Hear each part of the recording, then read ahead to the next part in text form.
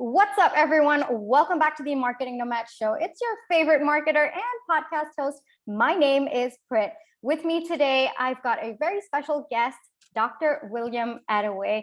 Now, William Attaway is a leadership coach for Catalytic Leadership, LLC, a company he founded to help leaders to intentionally grow and thrive.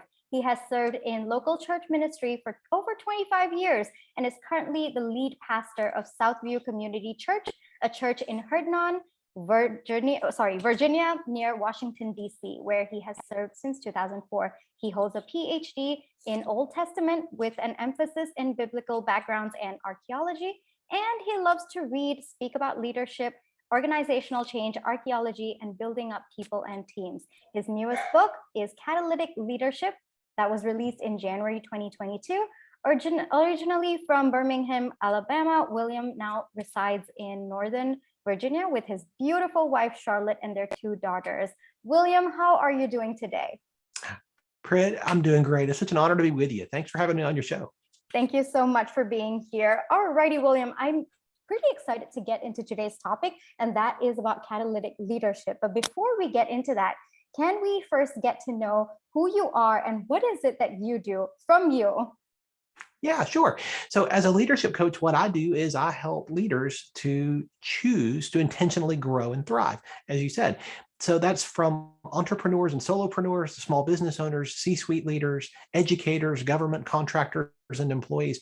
All of these I have served and have been my clients as I help them figure out what it is that's holding them back. So often a leader gets to a point where the things that were working that got them to where they are all of a sudden don't seem to be working anymore. Something seems to be in the way. And I help them figure out what that is and what it is that's holding them back, what it is that's keeping them from achieving that next level that they know is possible. So by asking the right questions and helping them to gain in their self-awareness and understanding, I help those leaders grow beyond where they are today so that they can achieve more than they have been. Oh, that sounds exciting, and I'm super excited for how this episode is going to go. So before we get into, how people can get past where they are, how to move forward, let's first talk about what exactly is catalytic leadership, William. It actually comes from a part of my story. When I went to college, I went as a pharmacy major. I'd worked in a pharmacy in high school. I intended to go on and complete my pharmacy studies and work and help people in a tangible way like that. Got through chemistry, inorganic chemistry, got to organic chemistry and decided this is not really what I want to do for the rest of my life. So I changed gears. But in my brief chemistry studies, I learned about the power of a catalyst. A catalyst is something that you introduce to incite or to accelerate significant change with the purpose of making a significant impact. And I've been a student of leadership since I was 15 when I attended my first leadership conference. And so for over 30 years, I've been studying leaders and thinking about that definition of a catalyst, something that incites or accelerates significant change to make a significant impact. I thought, every great leader that I have ever studied or learned from or gotten to interview and talk to, or even in my own journey, every single one of those would resonate with that description. They get that. They want to make an impact. They want to incite or accelerate significant change in their organization, in their business, in their team, in their department, because they want to make that impact.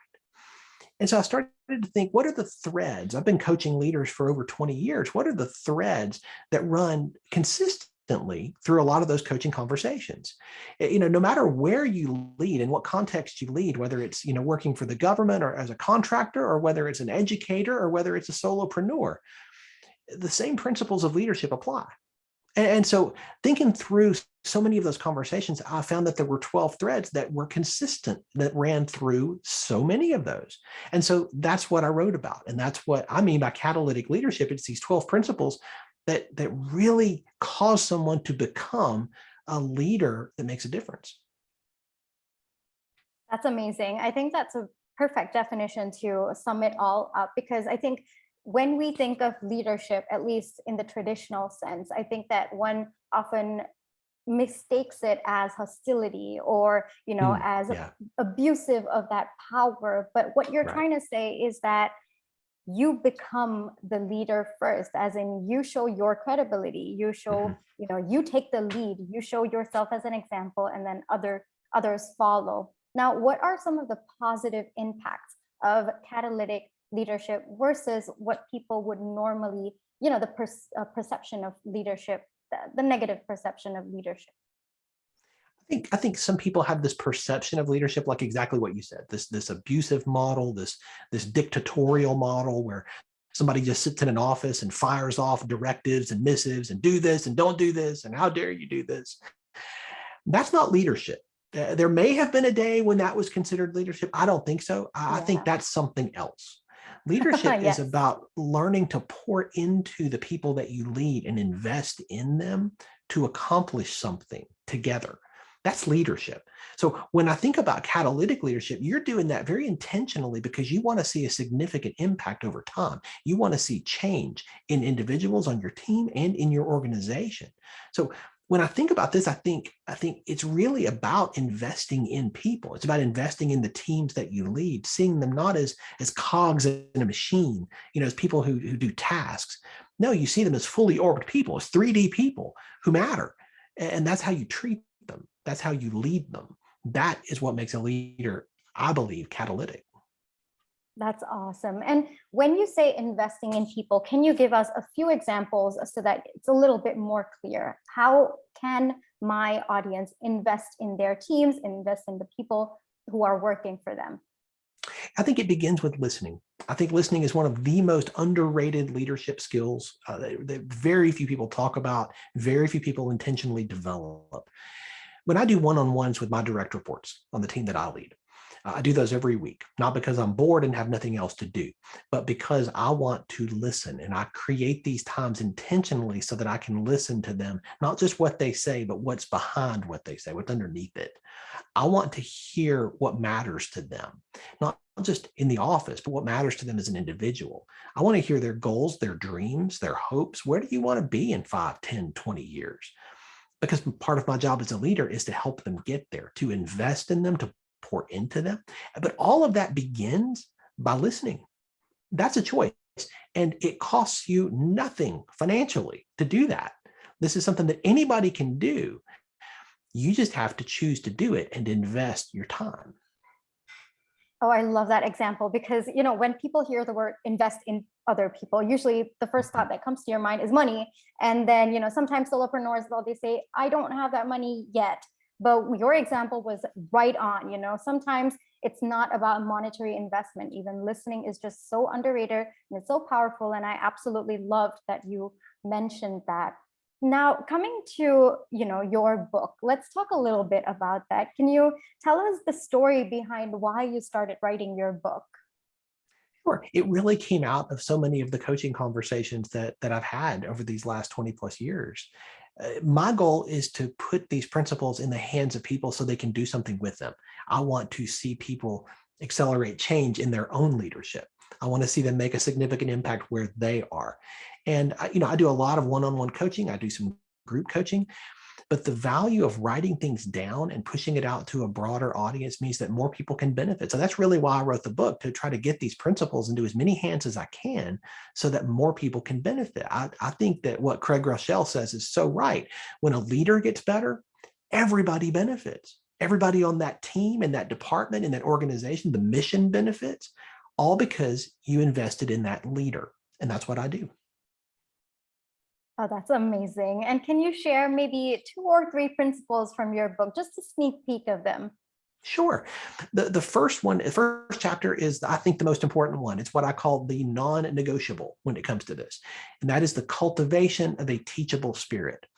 That is the humility of walking into any circumstance, any situation, any conversation, and acknowledging, I don't know everything. I want to listen. I want to learn. I believe with all of my being that you can learn from anybody. Sometimes you learn what not to do, but that can be incredibly valuable. I want to walk into every circumstance in my life, in my leadership. I want to walk in with that understanding, with that spirit, but that is an intentional choice I get to make every single day or not. So when I'm coaching leaders, I challenge them in this and I say, you get to choose this. And not only do you get to choose it for you, but other people that you lead are watching you. and they are never going to lead in something you're not modeling. They're never going to follow you if you're not modeling this. If you are modeling it, you will find that more of them will follow that as well.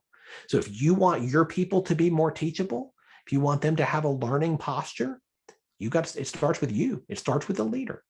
That is something, again, that doesn't cost you anything. There's no financial cost here. It's a decision, but it's a decision you have to make every day.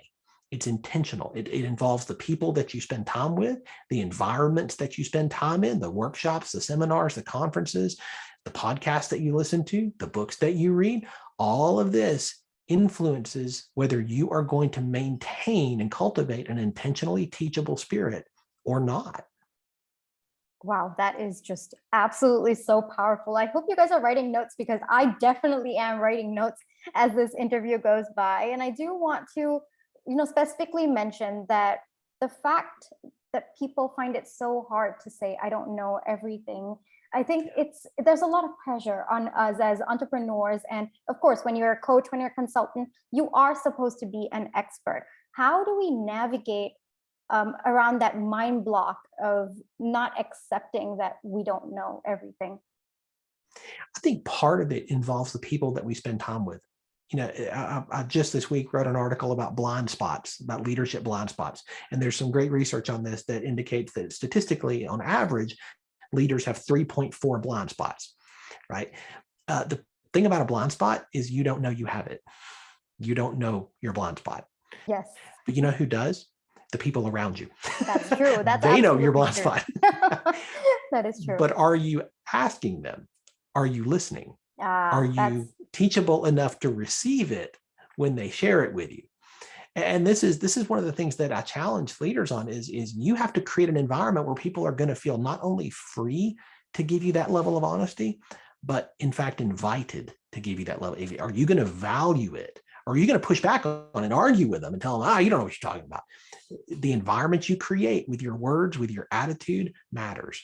That's one element. Another element is honestly a coach. My coach, I've had a leadership coach for years. The value there is that my coach helps me see what I can't see. The fact is, you can't see the whole picture when you're in the frame. And all of us are in our own frame. We need somebody who's going to stand outside of that, who can see what we can't see, and who can ask us questions to help us grow in our self-awareness and our understanding so that we can address those blind spots. I think you absolutely nailed it, especially because we can't see the whole picture, because I think we're also very emotionally attached to the outcome, to the process. We've invested so much time, effort, energy, and most of us have taken a risk to become entrepreneurs and business owners. So I think what you're saying is absolutely right. But what I wanted to kind of stress upon is how, if I am I am an entrepreneur, but how do I come to the mindset of accepting that I don't know everything? What are some of the actual steps that I can, maybe train myself to? If someone says, do you know this? My immediate reaction is, yes, I know, but sometimes I might not know it. So how do I bring myself to acknowledge that I have my own limitations and there will be some things that I don't know? It begins, I think, it begins internally. Like you have to every day affirm that and say, hey, I don't know everything, and I'm never going to know everything. And we have to acknowledge that. This is something I'll say to my team frequently. One of the things that they hear frequently from me is, I don't know. I don't know. You decide, right? I want to empower you and enable you to make a decision because I don't know the answer to this particular situation. You decide. That's enabling, that's empowering with the team that I'm leading. But it also lets them know that I don't know everything. They need to know that. But more than that, I need to remember that. That's perfect. That's it. The books that I read are going to be books that challenge and stretch me about things that I don't understand yet. When I come across something in a book like that, you know what that reminds me of? That I don't know everything. That's true.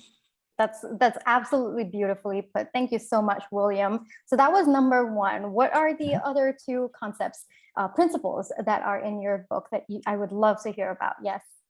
Another one is to discover your wiring as a leader. Most of us are familiar with the different personality inventories and types that are around, the Myers-Briggs, the DISC, Patrick Lencioni's new working genius model. So many different profiles and tools that can help us gain understanding.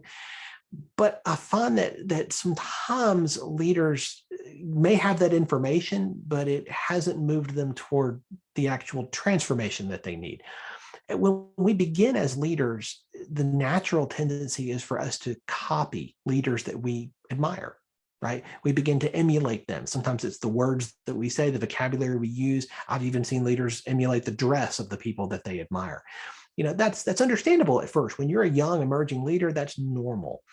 The problem is when we stay there, because over time, what's going to happen is you're just going to become a bad copy of a great leader, instead of being the leader that you are wired to be. This is why I think it's so important that a leader discovers their own wiring. How is it that you are designed? What are your gifts, your skills, your passions, your talents, your personality? And how does that combine to create the DNA of your leadership? This is what I help leaders do. I help them discover this, but there's a point to it. The point is that they can begin to design a growth plan designed around their wiring. It also is a stepping stone to the next step, which is to discover the wiring of the people that they lead. You discover the wiring of your direct reports, you're going to know how to lead them better than you ever have. You're going to know how to invest in and equip them and empower them to achieve their goals, which is going to make them lean into what you're doing in a way they never have. Discovering your wiring is, I think, one of the secret sauce tools that can help a leader catapult beyond the effectiveness of where they've been.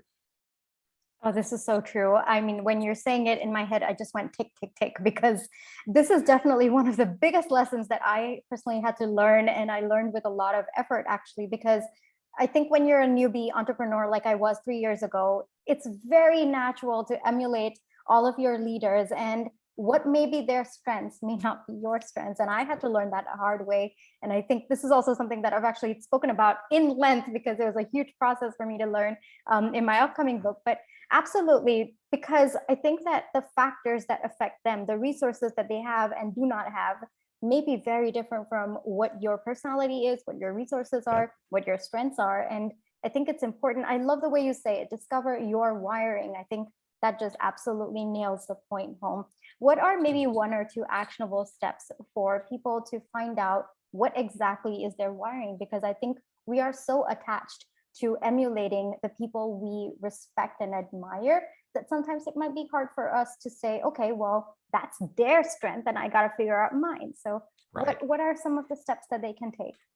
I think the DISC profile is used a lot of different places in a lot of different contexts, but I find a lot of value in it. And I'll often use this with coaching clients to begin some conversations.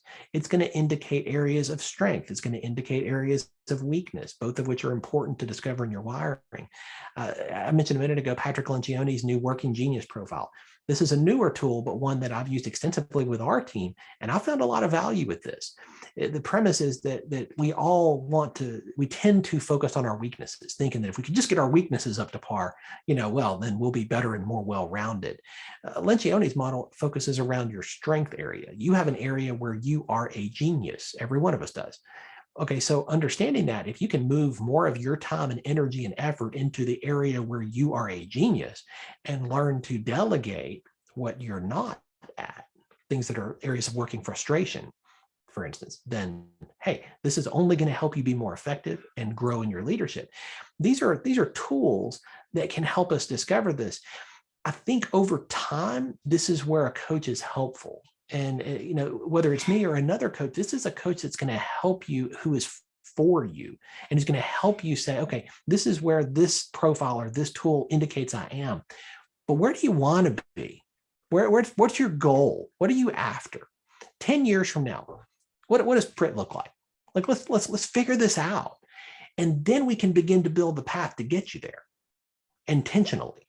Because the fact is, no one ever wakes up and says, oh, wow, I'm a fully mature, developed leader. I don't know how that happened. I didn't mean for that to happen, but here I am. It never happens like that. It's only when we are intentional. And this is why I think these tools, useful as they are simply an element of the puzzle. Like, they're just a piece.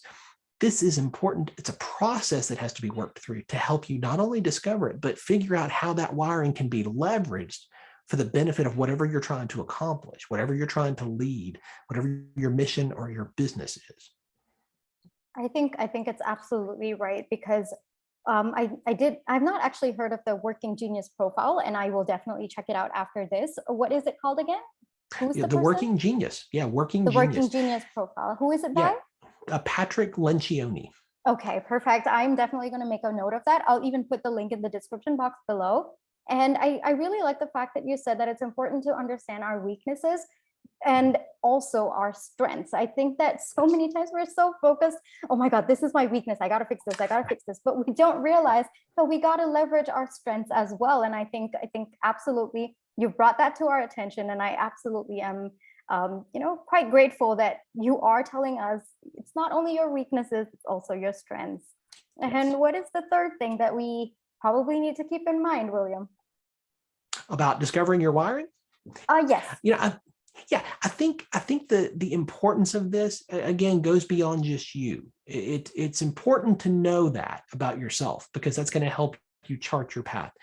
But imagine if the people that you lead, if you begin to discover theirs and help them discover theirs, and then help to chart a course with them, not for them, but with them. Imagine what value that communicates to the people that you lead. I think one of the challenges in the modern day is that people feel like they are not valued in the workplace. They feel like they are not seen and heard like they could be. What I'm arguing for, what I'm proposing, is that by helping them to discover their wiring, like you've done in yourself and your own leadership, by helping them, you're not only going to help your organization to thrive, because your business is going to see the results of this, but you're going to help them understand that you value them. And I got to tell you, that's going to have a tremendous impact on retention. That's going to have a tremendous impact on people sticking with and valuing being a part of your team. And I think that's something every one of us needs to keep in mind. I don't care if you lead a team of 1 or a team of 1,000. This is valuable, this is useful, and this is going to be reflected in the bottom line. So I just want to put a note out there that, some of my followers, they are solopreneurs and they probably don't even have a team. What does Catalytic Leadership do for them? In this case, for discovering your wiring, I think what you want to do is focus on your wiring. Figure that out first. And that really is the first step. I would never propose that a leader try to help discover somebody else's wiring on their team before they've done their work themselves. Right. So you get the opportunity to do this now before you build a team. Imagine how much farther ahead you're going to be when it comes time to build that team, because they're going to come into an organization that is healthy. They're going to come onto a team where the leader is in a healthy spot, knows themselves, knows their strengths, and is committed to leveraging those. I think solopreneurs are in a perfect spot to begin to leverage this particular principle. I think you absolutely hit the right spots, because without that firm foundation of understanding ourselves first, it's impossible for us to even attract the right kind of people who would work for us. And I think that's right. This was perfect. So even if you are a solopreneur or you're a small business owner, Catalytic Leadership does help you, and it's really, really important. Now, William, I just wanted to ask, what are maybe 1 or 2 mistakes that you see leaders out there making, whether they're solopreneurs or small business owners? Let's key into the principles that we've talked about, the teachable spirit, the intentional cultivation of that. I think a big challenge that we see, and you don't have to look very far in the headlines or in the companies that all of us have worked for in the past, to find leaders that did not have that. What did that result in? That resulted in a culture, an organizational culture, a company culture that did not value learning, that did not value the last 10% of honesty, that didn't value helping people discover their blind spots. In fact, it may have valued keeping your head down, keeping your mouth shut, and try not to get on the radar of the boss. That's not healthy. That's unhealthy. And so I think when you don't get this one right, when you don't intentionally cultivate a teachable spirit, it's going to impact not just your leadership, but it's going to impact the culture of the whole organization. I've seen this, I've watched this. And one of the things I work with leaders is helping them to understand they are a part of changing this. You're the solution, right? You just simply have to choose to do that. The second principle we talked about, discovering your wiring. When this doesn't happen, then you become simply a bad copy of a great leader. But it could be great leader of the month, right? Because this month you may be looking at this leader and you're going to emulate them. And the next month you're like, oh, but look over there. And shiny object syndrome sets in, except for it's leaders that we're emulating. And so all of a sudden, this is the direction and these are the values, except for next month, this is the direction and these are the values. Absolutely.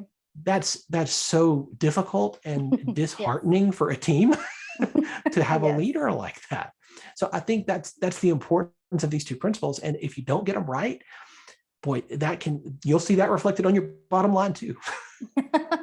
I think you absolutely, because now that you're mentioning it, these are mistakes that I do see, and it has impacted. You hear them in the news. So, aside from the negative, let's kind of let go of the negative. Can you give us one or two examples of either companies or leaders who you respect, who are a good example of catalytic leadership? That's a great question. I don't think anybody's ever asked me that before. That's fantastic. Here's what I would say to that. When I'm looking and evaluating a company, and when I'm going to work with a leader, what I try to do is get a good sense of the company they work for or the company they lead. When I'm looking around there, one of the things that I look for is, do they value real transparency and honesty? And by that, I mean the first 90% of honesty is really easy to give, and most of us have no problem giving that. The last 10% is what you don't want to say because you're afraid you're going to hurt somebody's feelings. You're afraid you're going to damage a relationship or end a relationship. You don't give that last 10%, you hold that back. But what I've discovered organizationally in leadership is that last 10% is where the magic is. That's where the transformation happens. And so often that's what's holding us back, because we're not going to get that level of honesty. That's where the blind spots live. They live in that last 10%. What I try to do organizationally in the team I lead is create a culture where I don't just say, I want the last 10%. I demand it. I expect it. And I'm going to give it, and I'm going to expect it in return. And what that does is it creates a team dynamic where we understand that what we're trying to accomplish is far more important than anybody's ego or pride. That is key. So when I'm looking at a company, I'm looking at a team, I want to know if that is true of them. And I'm going to look and I'm going to evaluate that. And I do see more and more companies and teams that are choosing that because they see the value of it. There's plenty of bad examples, but if you look, you will find the good examples too. That's amazing, William. And I do have one quick question before we wrap it up. So when we are talking about the good examples, do you think that leadership is only in one aspect? Like, for example, if I were to think about sustainability, for me, a company that excels in leadership in sustainability will be Patagonia. But when you're talking about leadership, do you talk about one aspect, or do we look at it as a whole? How are we supposed to look at a company and say, okay, well, they're doing it right or they're doing it wrong? In his book, Good to Great, Jim Collins wrote extensively about what differentiates a company that is good. They're good, solid, stable in their field, and one that catapults from being good to being great. And one of the key elements that he keyed in on in this book, and this book is 20 plus years old now, but one of the things he keyed in on was the importance of the right leadership. And I love how he talked about this, because he talked about the importance of humility, understanding that, we will accomplish, we will, just indefatigable optimism, but humility, understanding that I don't know everything and I'm going to listen, and holding both of those things tightly at the same time. I think that can be true no matter what you lead, no matter how big your team, a team of one or a team of 1 million, it doesn't matter. That's what differentiates truly great leadership. And that's why a teachable spirit is number one. That's the non-negotiable for catalytic leadership. Perfect. I think you really summarized this entire episode in just that one line. Humility, optimism, and the right kind of leadership is all about leading with your team and not just without them and you moving forward. And I think that was a really good way of seeing it, because when you think of a leader, you always think of someone who's in front while others are just at the back. But the fact that you said it's with them, you're moving forward with them, I think that's just very powerful. And William, if my listeners want to reach out to you for any help, to improve their leadership skills, for coaching, how do they reach out to you? You can find me on LinkedIn, William Attaway. You can go to catalyticleadership.net and find out more about the coaching that I provide and the speaking that I do. And for your listeners, Brett, I would love to offer a free copy of the book. My goal is to get this into as many hands as I can, because I want to see leaders get better. I want to see them improve and be catalytic and positively impact those they lead and what they're accomplishing. If you go to catalyticleadershipbook.com, and you can, if you're inside the domestic US, you can pay for shipping and we'll get a physical copy of that book out to you. If you're outside the domestic US, then you can get a digital copy of that book. But again, my goal is to get it into as many hands as I can, because I believe that when we invest in a leader and a leader chooses to be catalytic, it's not just going to impact them. It's going to impact everybody they lead and everything they do. And I think we definitely need more of people like that. I mean, I think with leadership comes a better world, and it's through little steps that we take as leaders that make the change. And I definitely feel that weight of the responsibility of being a leader, whether it is, on my social media platforms, or me as a business owner, and as an entrepreneur. And a lot of things that you said really, really resonated with me. And I'm so glad I brought you on my podcast, William. Thank you so much for taking the time to help me, to help my listeners with our leadership. Any last words for my audience? It's just been such an honor to be with you. I would leave you with this. Imagine what happens if we get this right. Imagine what happens if we begin to grow and become more catalytic. If we model a teachable spirit in every interaction. If we walk in not with the arrogance that we know it all, but with the humility, saying, no, I want to learn something here. If we begin to do that, imagine the companies that we build, imagine the communities we live in and the world we inhabit.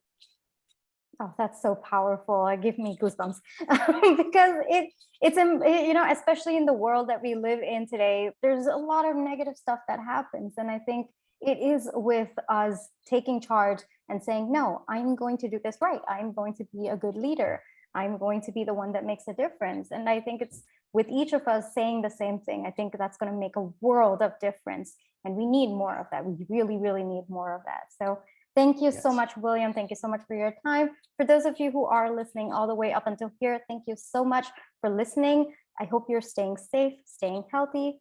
I will catch you in my next episode. If you definitely want to reach out to William, I'm going to put all of his links in the description box below. Thank you, guys.